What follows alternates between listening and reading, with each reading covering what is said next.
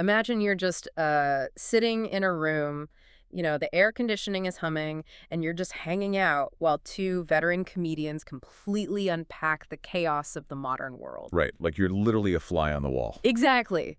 You're a fly on the wall as they veer wildly from, like, the sweltering, horn-honking streets of Mumbai to the changing neon landscape of Las Vegas and straight through to the surprisingly profound ethics of eating an octopus. Which is quite the journey. It really is. And that is the journey we have for you today. Yeah, it's a massive, truly sprawling conversation.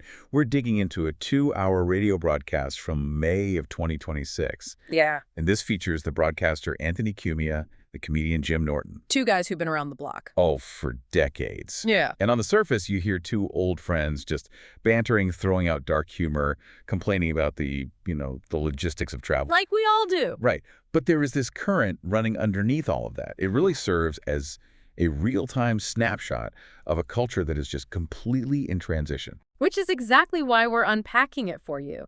We want to extract those cultural insights that are kind of hidden right beneath the surface of the jokes. Right. Peeling back the layers. So we're going to explore the literal mechanics of globalization, how the comedy industry is mutating, the psychology behind dark humor and conspiracy theories. Which is a wild section. Oh, totally wild. Plus, the digitization of our vices and how modern morality is basically shifting beneath our feet.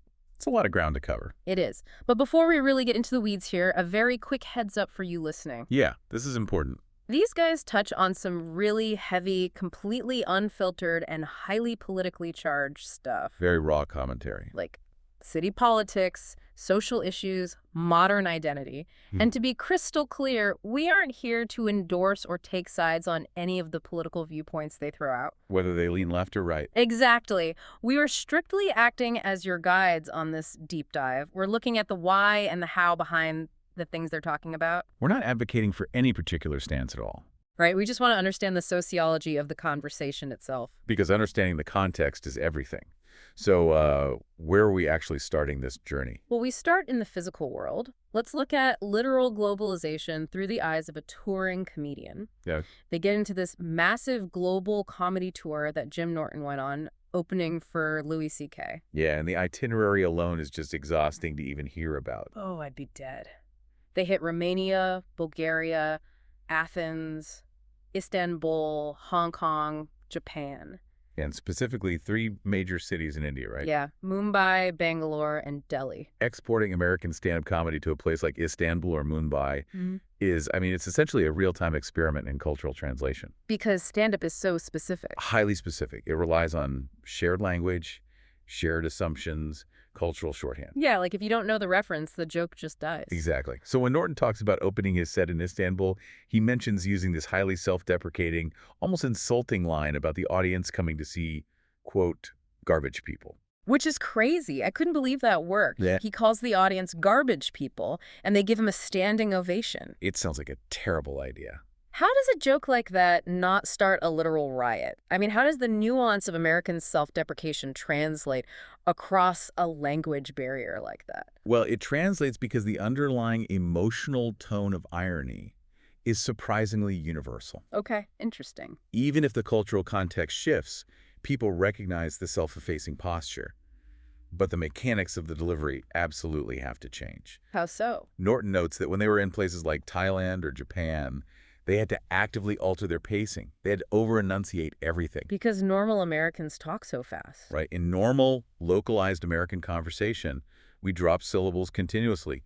We smush our words together. Gonna instead of going to. Exactly. Our brains naturally fill in the blanks because we share the exact same linguistic framework. I call that verbal autocomplete. Oh, I like that. Yeah, you don't even realize you're doing it. You start a sentence, and my brain has already guessed the last 3 words based on our shared cultural vocabulary. Verbal autocomplete is a great way to describe it. Yeah. But when you are performing for an audience where English might be a second or even a third language, that verbal autocomplete just doesn't exist. You have to spell it out. You have to finish every single word. You have to leave a slightly longer, highly deliberate pause for the translation to actually click in the listener's brain. That makes a lot of sense. And what's fascinating is that while the cadence has to shift, The core mechanism of the humor, the premise, the punchline, the element of surprise that remains entirely intact. Right. The crowds in India weren't just politely clapping.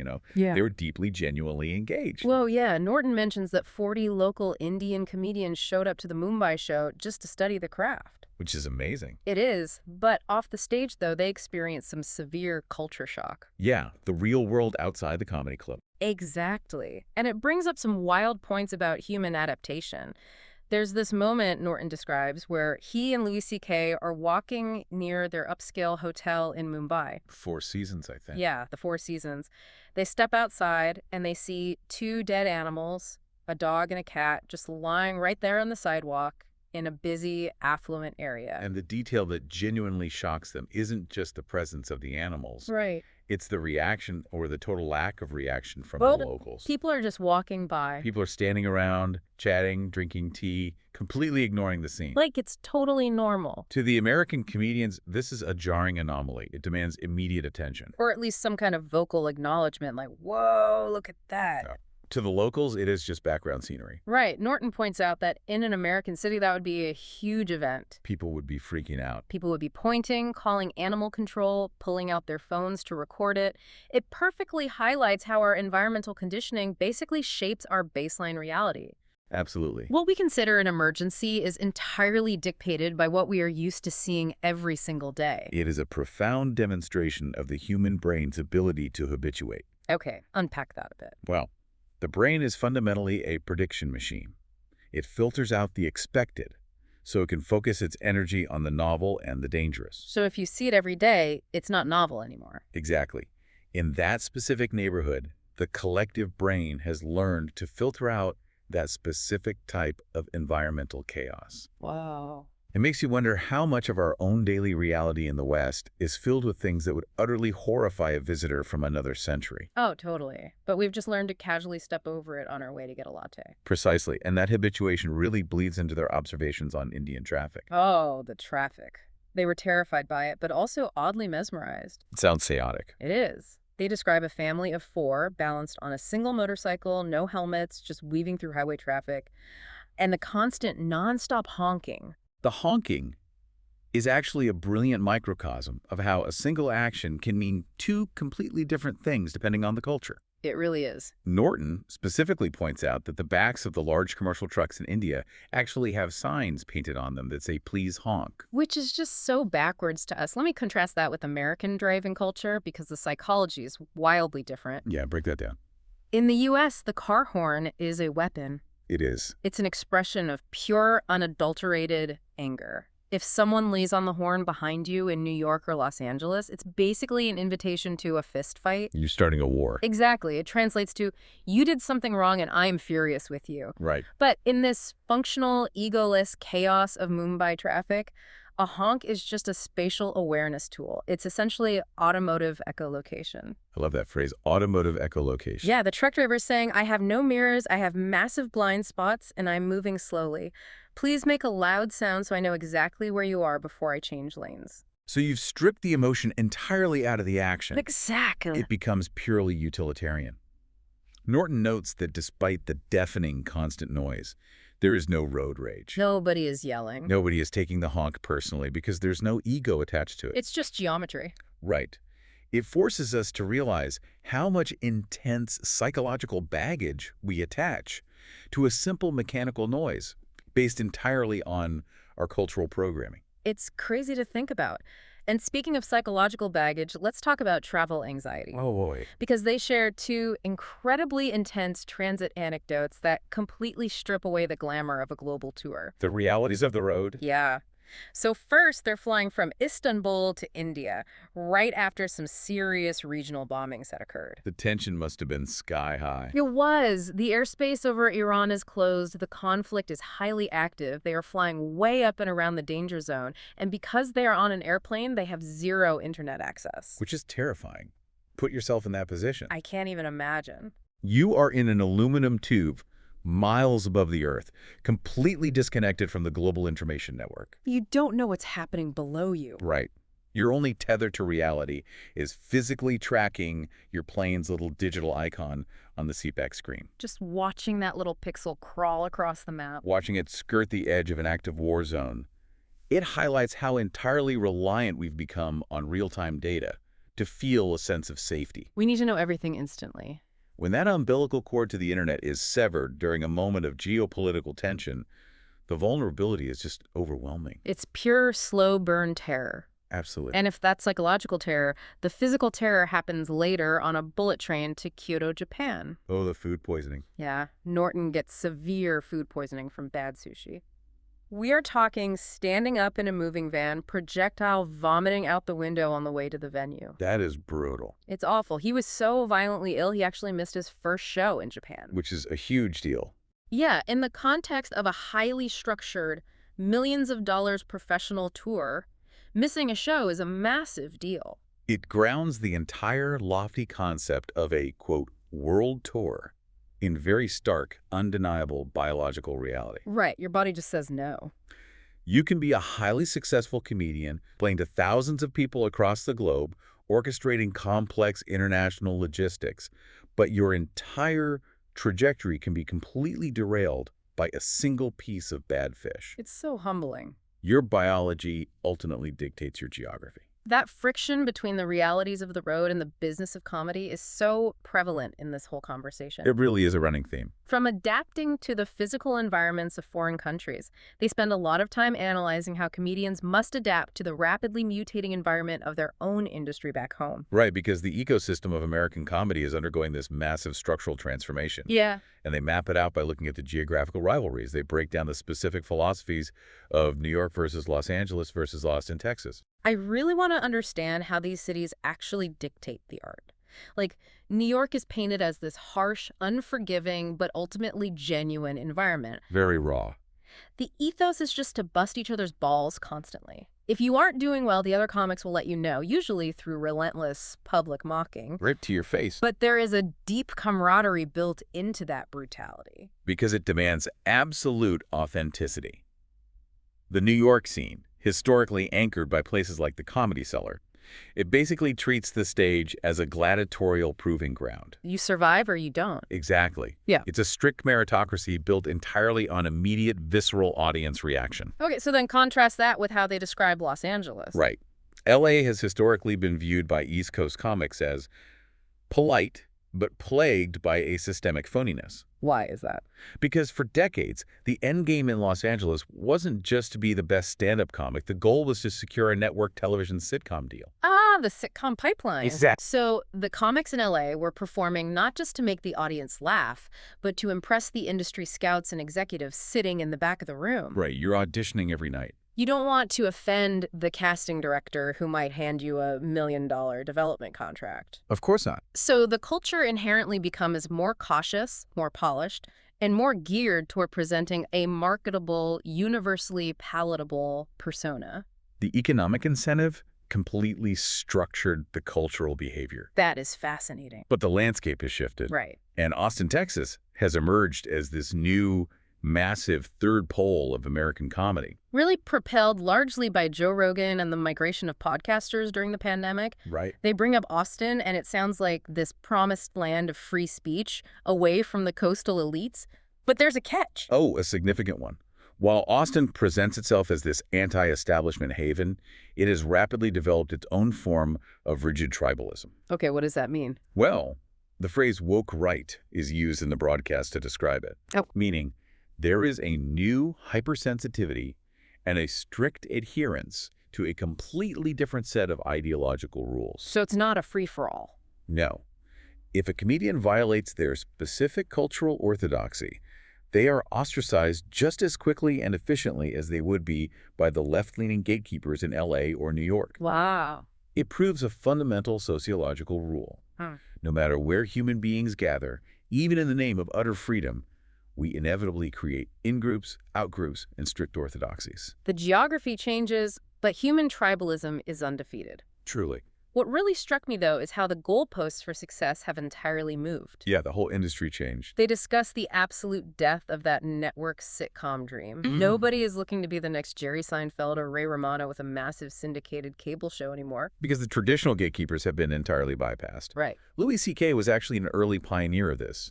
Years ago, he decided to self-distribute his specials directly to fans on his website for $5. I remember that. It was revolutionary at the time. He circumvented the networks, the advertisers, the executives entirely. He just said, here's my comedy, give me $5. Right. And that early experiment has now fully morphed into the current era, where a comedian's entire career hinges on the YouTube algorithm and the ability to manufacture a viral moment. You rent a theater, film your own hour, post it online, and hope the internet does the heavy lifting. That's the business model now. But wait, let's look at the mechanics of that. With the gatekeepers gone, the network executives who used to say no, the talent scouts who curated the clubs, and everyone just posting their material directly to YouTube. Yeah. Does this democratization actually make the art form better? Or does it just flood the market with perfectly average material? I mean, that is the defining tension of the digital age. It really is. Democratization drastically lowers the barrier to entry, and this is undeniably good for truly unique fringe voices who would never have survived the sanitized network television gauntlet. They can find their specific niche audience globally. Right. But it also entirely removes the curation process. When the primary algorithm rewards frequency of posting and immediate engagement over raw, crafted quality, you absolutely get a flood of mediocrity. Just a sea of average. The signal-to-noise ratio becomes overwhelming for the consumer, and comedians are forced to become content creators rather than just artists. And it changes how audiences behave, too, right? Definitely. There's this brilliant anecdote they share about a night at the Comedy Cellar. Oh, the vegan story. Yes, a comedian is on stage doing a bit about vegans. A group of actual vegans in the audience takes immense offense and starts loudly booing and heckling the comic, trying to stop the show. Which is wild in a comedy club. Right. But within moments, the club management swoops in, grabs the hecklers, and throws them out onto the street. It highlights a crucial friction point between physical reality and digital entitlement. Tell me more about that. Well, on the internet, if you encounter a piece of content you disagree with, you are actively encouraged by the platform's design to leave a comment. To boo the creator. Exactly. To hijack the thread, to create a reaction video. The platform rewards the conflict with visibility. Because engagement is engagement. Right. So those audience members essentially brought their internet behavior into a physical, curated space. So they thought they were the main characters in a digital comment section, but they were actually just disrupting a live physical performance. And the club enforced the physical boundary. It's a stark reminder that while the internet is a free-for-all, the real world still has bouncers. I love that. And, it also touches on a deep anxiety regarding relevance in this new era. How so? They briefly discuss the HBO show, The Comeback, starring Lisa Kudrow. Oh, that show is brilliant. It is. They note how brilliantly, painfully uncomfortable it is. The show debuted in 2005, returned for a second season a decade later in 2015, and there's talk of a third season. Yeah. The discomfort of that show comes from watching a performer desperately, tragically clinging to a fading model of network fame. Right, she wants a sitcom. In a world that has already moved on to reality TV and raw digital relevance, it crystallizes the existential dread of the modern entertainer trying to survive a paradigm shift. That dread, that anxiety, that constant pushing of boundaries, it leads us right into the darkest corners of the comedy club. The really dark stuff. Because the raw, unfiltered environment of a place like the Comedy Cellar is exactly where dark humor thrives.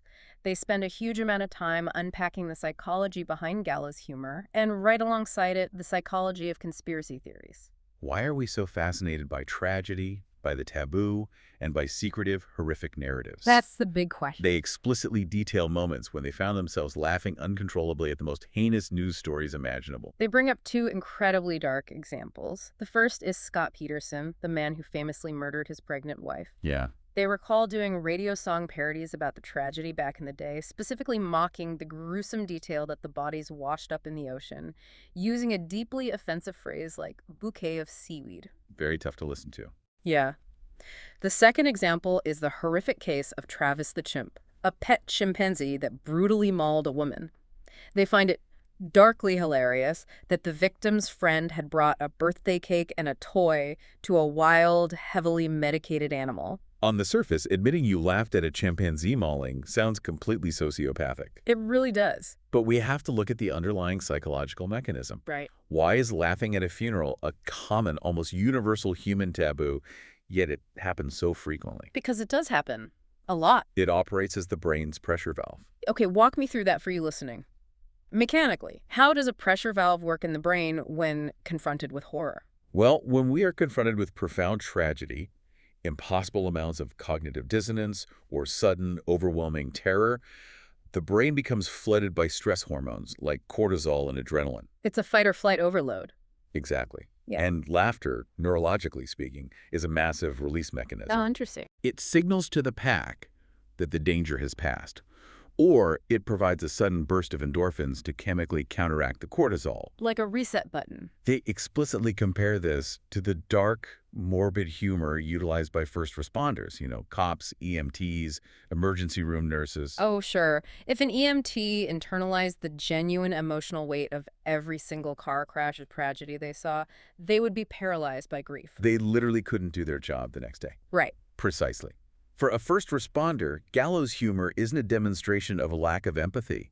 It is a vital psychological shield. It's survival. It is a necessary cognitive detachment that allows them to function efficiently in the presence of continuous trauma. That makes total sense. And comedians operate on a similar, albeit less physically dangerous, spectrum.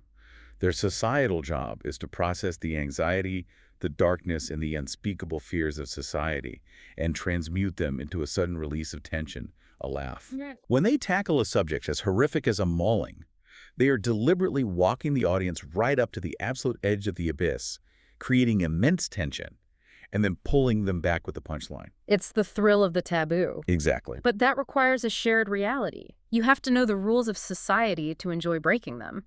But what happens when people decide the rules of reality itself are a lie? Ah, yes. This bridges perfectly into their deep dive into modern conspiracy theories. If dark humor is a way to cope with a chaotic reality, conspiracy theories are a desperate attempt to control a chaotic reality. Ooh, I like that distinction. They express absolute exhaustion with theories like the flat Earth or the persistent idea that the Apollo and Artemis moon landings were entirely faked. They sound so utterly tired of it in the broadcast. Yeah. And they diagnose the psychology behind it perfectly.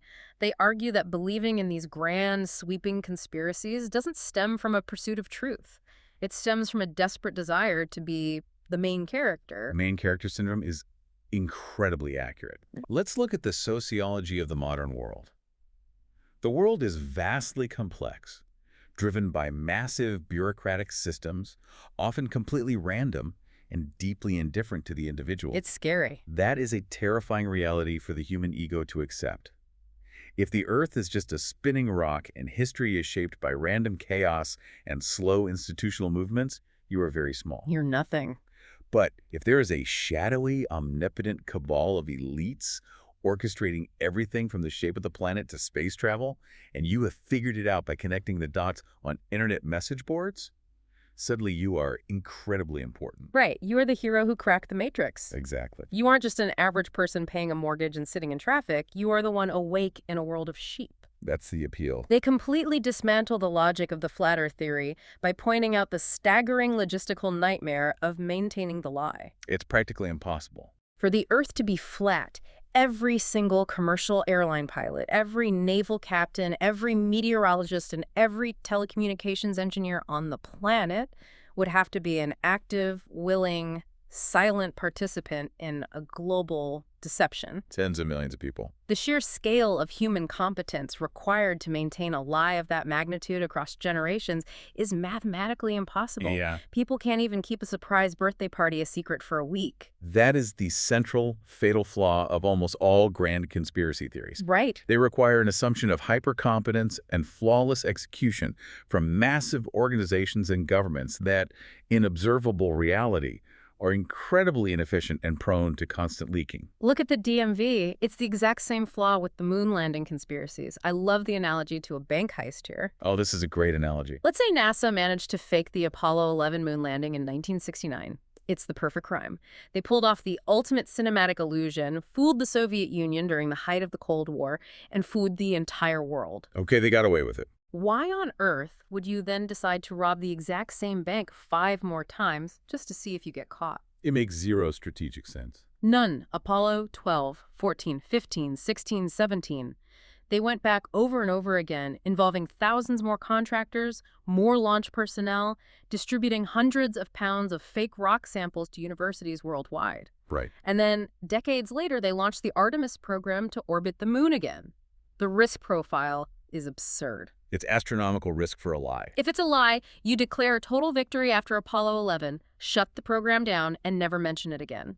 The fact that they continued the program is the most basic, logical proof of its reality, because a conspirator would never expose themselves to that much compounded, unnecessary risk. And yet, despite the glaring logical flaws, these theories proliferate faster now than ever before. Why do you think that is? Well, because the internet, the very tool that gives us immediate access to the sum of human knowledge, also happens to be the world's most efficient engine for confirmation bias. It gives you what you want to see. Exactly. Which brings us to another profound shift. How the digital age isn't just changing what we believe, it's radically shifting our physical relationship with our everyday vices. We're moving from the psychology of belief to the physical reality of addiction. Yeah. They take a long, hard look at 2 specific areas: the evolution of Las Vegas gambling and the mainstream normalization of marijuana culture. Let's examine Las Vegas first. Okay. They lament what they call the death of old Vegas. They describe a historical era of gambling that was defined by physical glamour, human interaction, and highly personalized service. Sinatra, the Rat Pack vibes. Right. You sat at a green felt table, you interacted with a dealer, the pit boss knew your face and your name, and you were given physical comps. Like free rooms. Free luxury rooms, steak dinners, front row show tickets, just to keep you playing. It was an entire experience. You were participating in an event. Yes. But they describe modern Vegas as a corporate nickel and diming nightmare. The table games with accessible minimums are disappearing, replaced by massive, dark floors of slot machines. Right. One of the hosts paints this incredibly vivid, slightly depressing picture of the modern casino floor. Endless rows of machines just going bing, bing, bing, filled with oxygen-dependent boomers just mechanically pushing buttons, completely isolated from one another. That imagery represents a fundamental shift in the psychology and economics of gambling. How so? Well, a table game is inherently a social activity. It has a natural rhythmic pacing dictated by the dealer, the shuffling of cards, the physical exchange of chips. You talk to the people next to you. Right. A modern slot machine is an isolation chamber. Wow. It is designed by behavioral psychologists to create a perfect, frictionless dopamine loop. The goal of the casino corporation is no longer to provide a glamorous social experience. What's the goal? It is to extract the maximum amount of capital with the lowest possible overhead. A machine doesn't require a health insurance plan, it doesn't need union breaks, and it never, ever makes a mathematical error. But the truly chilling part of this evolution is that you don't even need to fly to Vegas anymore to fall into that loop. That's the scariest part? They point out that smartphones have taken that frictionless, isolated addiction and put it directly into our pockets. Yeah. They specifically mention the explosion of sports betting apps and the relentless advertising for things like FanDuel. It's everywhere now. You no longer have to drive to Atlantic City or sit in a smoky, windowless sports book. You can sit on your couch or in your car or at your kid's soccer game and instantly wire money directly from your checking account to place a live bet on the next pitch of a baseball game. The friction has been entirely removed from the transaction. It's too easy. In the history of human addiction, distance and effort were always natural, built-in barriers. If you wanted to gamble, you had to travel. If you wanted to drink, you had to physically go to a bar or a liquor store. You had to put on pants. Right. The smartphone has collapsed that geographic distance to absolute zero. Every vice is now immediately accessible, which means human willpower is under constant, unyielding siege. It's exhausting just thinking about having to fight off a casino in your pocket all day. It really is. And speaking of vices evolving, they take a very interesting detour into substance culture, specifically focusing on marijuana and the comedian Seth Rogen. It's a fascinating sociological critique of aesthetic and aging. Yeah. They express a strong distaste for how Seth Rogen, at age 44, has essentially made smoking making weed his entire public persona and corporate brand. He's built an entire lifestyle company around it, selling high-end pottery and designer ashtrays specifically for smoking. To understand the critique, we have to look at the cultural trajectory of marijuana. Okay, let's do that. In the 20th century, weed was deeply countercultural. It was a symbol of youthful rebellion, an anti-establishment ethos, and it carried an element of legal danger. Right, you had to hide it. But as it has become legalized, sanitized, and corporatized, it has lost that edge. The critique they offer isn't necessarily a moral panic about the drug itself. It's a critique of the aesthetic of prolonged adolescence. Interesting. They're asking, at what point does a symbol of youthful rebellion just become a corporate crutch used to avoid adult reality? I see what you're saying, but I actually have to push back on their critique here for you listening. Let's look at the broader culture. Is making marijuana your entire brand at 44 really any different from the culturally accepted wine mom aesthetic? That is a very fair question. We have an entire massive industry of merchandise t-shirts, wooden signs, oversized mugs dedicated to middle-aged women publicly declaring they need a massive glass of Merlot just to survive their children. It's wine o'clock somewhere. Exactly. Or think about the generations of comedians whose entire act for decades was built around being a functioning alcoholic, staggering around the stage with a scotch in hand. Right, like Dean Martin. We seem to culturally sanction certain substance-based identities while harshly mocking others. That is an excellent counterpoint, and it highlights a deep hypocrisy in how society categorizes acceptable versus unacceptable coping mechanisms. Yeah. The wine mom aesthetic is cloaked in the socially acceptable guise of upper-middle-class domestic stress relief. Weed, despite legalization, is still shaking off its historical stigma. It's getting there, but it's not quite wine yet. However, they also touch on the darker biological side of weed, mentioning how it frequently induces severe paranoia and crippling anxiety as people age. Right. They contrast Rogen's trajectory with the director Kevin Smith, who famously suffered a massive widowmaker heart attack. That was terrifying. Following that near-death experience, Smith lost a massive amount of weight and radically reevaluated his own heavy reliance on marijuana. It's a stark reminder that biology and mortality always win in the end, no matter what persona you project. Always. And speaking of physical reality intruding on our lives, there is a hilarious, incredibly telling anecdote about Jim Norton getting caught cheating on a girlfriend years ago. This is a great story. How did he get caught? Not by an intercepted text message, not by an Apple AirTag, but by a physical passport stamp. Old school. His physical passport had an ink stamp from Halifax, Canada, proving definitively that he wasn't where he claimed to be. It is the perfect irony for our times. In an era where we are constantly paranoid about digital surveillance, metadata, and algorithmic tracking, the most tangible, undeniable proof of human failing was a literal ink stamp on a piece of paper. The physical world left a rigid paper trail that the digital world couldn't erase or spin. You can't delete an ink stamp. These digital and cultural shifts we've been talking about, they aren't just changing how we gamble on our phones or what we smoke or how we manage our relationships. So it goes much deeper. They are fundamentally altering our moral compasses. They're changing how we view the heaviest concepts imaginable: life, death, and identity itself. We're getting into the most complex layer of their conversation here. Yes, we are. They tackle three incredibly heavy ethical dilemmas with surprising bluntness: euthanasia, the evolution of animal rights, and the immense complexities of modern transgender identity. And before we unpack this, I want to reiterate our neutrality here for you tuning in. Very important. We are analyzing the sociology of the viewpoints they present.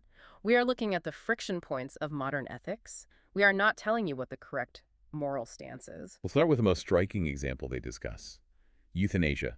Okay. They delve into the reality of assisted suicide pods, specifically referencing their development and use in countries like Sweden and Canada. They compare it directly to the 1970s dystopian sci-fi movie Soylent Green. What was once considered incredibly dark, cautionary science fiction is now becoming a standardized medical procedure. Right. You can get into a pod, press a button yourself, and peacefully end your own life. What is deeply fascinating here is the cognitive dissonance they point out regarding the relationship between the state and the individual. Break that down. They note a glaring paradox in certain political and social ideologies. How can a society heavily support the state-sanctioned death penalty for criminals, granting the government the ultimate power over life, Yeah. yet simultaneously stigmatize or outright outlaw an individual's right to personal bodily autonomy regarding their own peaceful end-of-life choices. It's a profound philosophical contradiction. We trust the government to violently execute someone against their will, but we don't trust a suffering individual to peacefully orchestrate their own exit. It's a jarring realization. It forces us to ask a very uncomfortable question. Who truly owns a human life? Does the individual own it, or does the state? It is the ultimate question of medical ethics, and it's only going to become more prevalent in an aging population. Absolutely. And from the heavy ethics of human life, the conversation pivots sharply to the ethics of animal life. This was a wild shift. They reveal how the internet has massively, almost uncomfortably, increased our empathy for animals. This was my favorite part of the broadcast because it felt so honest. They admit that growing up, they really didn't care about animal rights. It wasn't on their radar. Right, it was just food or a pet. But now, because of smartphones and social media algorithms, they are constantly bombarded with high-definition footage of animal intelligence. We all see it. They discuss the massive cultural backlash against SeaWorld, realizing that keeping a highly intelligent, self-aware, emotionally complex orca in a glass tank is fundamentally cruel. The internet has completely shattered the barrier of ignorance. In the past, you could eat a burger without ever thinking about the cow. Out of sight, out of mind. But when you see a video of an animal demonstrating complex problem-solving skills or clear emotional distress, it becomes impossible to categorize them merely as biological resources. Yeah. They specifically mention octopuses. They discuss how octopuses are undeniably brilliant, capable of escaping enclosures, and smart enough to unscrew jars from the inside to get food. Which is insane. A fact, by the way, that a listener named Susan actually verified for them using AI during the live broadcast. Which is such a modern moment. It really is. But if an animal has the spatial awareness and mechanical understanding to unscrew a jar, can you really justify grilling it and serving it with lemon and butter? It's tough. It creates a genuine moral crisis on the dinner plate.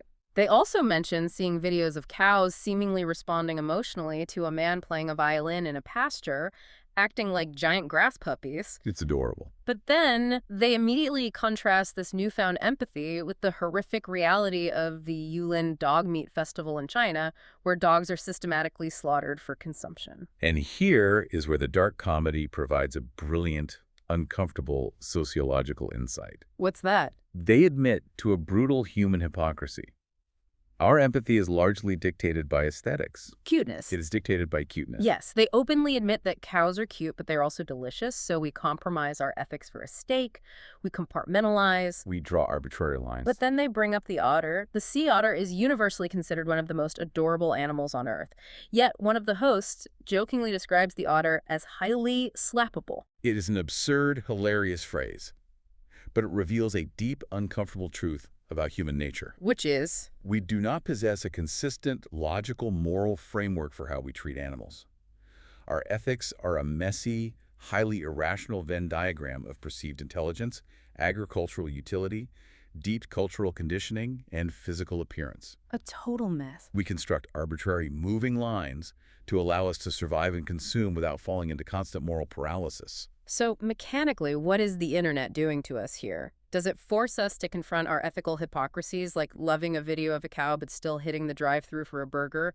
Or does the constant, unyielding flood of information just numb us to the cruelty? I suspect it does both simultaneously. It radically awakens us to the cruelty of the world, but the sheer relentless volume of that cruelty induces a kind of compassion fatigue. That makes sense. We become hyper-aware of everything but feel capable of fixing very little.